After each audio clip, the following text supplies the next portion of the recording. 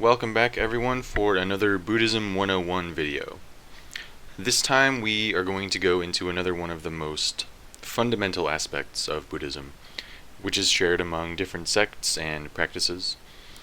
The Four Noble Truths are generally considered to be the first teaching given by the Buddha, and arguably the most basic one, providing a framework for everything that follows after.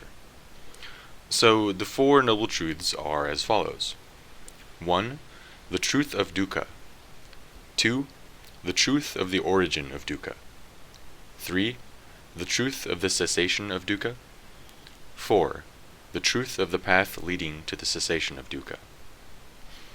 Now, the first noble truth, that of dukkha, explains the nature of dukkha. This word is commonly translated as suffering, anxiety, unsatisfactoriness, or unease, and is said to have three aspects that comprise it. First is the obvious suffering of physical illness and mental illness. This includes growing old and dying. Second, we have the anxiety or stress of making attempts to hold onto things that are constantly changing or impermanent, things that are really out of our control. And third, we have a very subtle dissatisfaction which pervades all forms of life due to the fact that all forms of life are constantly changing, are impermanent, and are without any inner substance. This can be taken to mean that we seem to have a sense that things never quite measure up to our expectations. The second truth states that the origin of dukkha can be known. In short, it can be explained by craving conditioned by ignorance.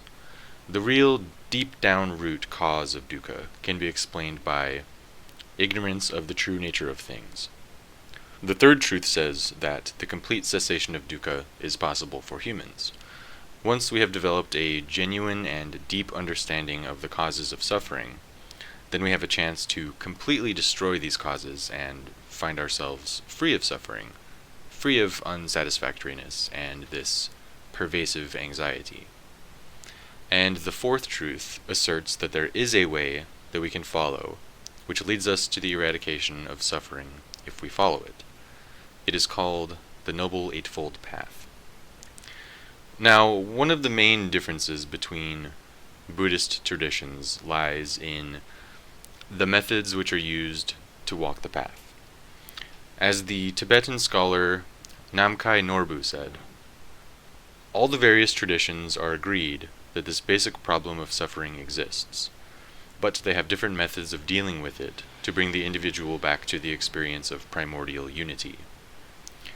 Another scholar, by the name of Rupert Gethin, has laid out the areas of Buddhist philosophy and practice that are shared by all major traditions.